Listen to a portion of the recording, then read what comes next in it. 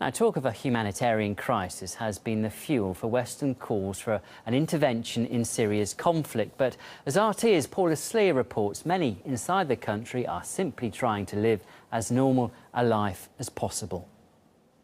Now that we have been able to make progress on the chemical weapons issue, we should not forget we also needed to make progress on the humanitarian issue. A warning echoing throughout many corridors of power in the West. This is on track to be the biggest humanitarian catastrophe of the 21st century. This is building into one of the great humanitarian crises on the face of the planet. No, this is not true. We have enough food. They are all liars. We don't care what they say outside. Here, as you can see, we have no trouble.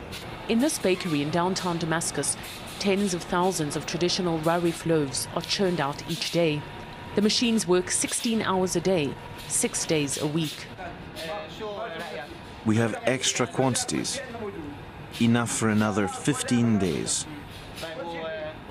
While in this public market, and the thousands like it across Syria, shoppers and management tell us in 2 years there have never been any shortages. Regarding rice and sugar, they're always available. We never have a shortage of them, and our warehouses are always full. But it's not what the foreign media reports. The worst humanitarian crisis since the end of the Cold War. We're seeing evidence of the humanitarian situation inside Syria, and it is only getting worse. Isa Madani recently arrived in the country and was shocked to find that local stores are full. I thought that there would be nothing at all everywhere in the supermarkets and nothing to eat and nothing. I was really very agreeably surprised. There is a lot of everything, you know, fruits, bread, vegetables, okay. Of Syrian origin, Isa lives in France, where she works hard to counter mainstream media bias. She believes the French press, like others, does not report the truth about Syria. And they were always telling lies, and they were really part of the project.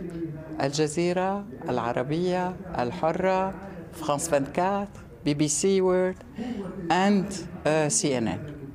All of them, they were talking exactly the same thing, at the same time, the same moment, with the same slogans, I can say. Slogans that suggest ordinary life for most of Damascus citizens has ground to a halt.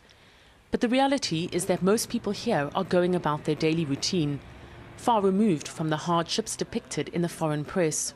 But when it comes to shortages, there is one that is crippling the economy. Queues like this are commonplace at gas stations around the country, caused by sanctions imposed by the United States and the European Union. Ironically, the very countries that are calling for humanitarian intervention. The Syrian people need a solution, not the governments or the media who are trying to use everything we have, even the small things like bread, to justify their own objectives. The fight for Syria is far from over, and the psychological war, the battle of perceptions over reality, is likely to be fought for as long, if not longer, than the sides who have taken up arms against each other. Paula Sleer, RT, Damascus.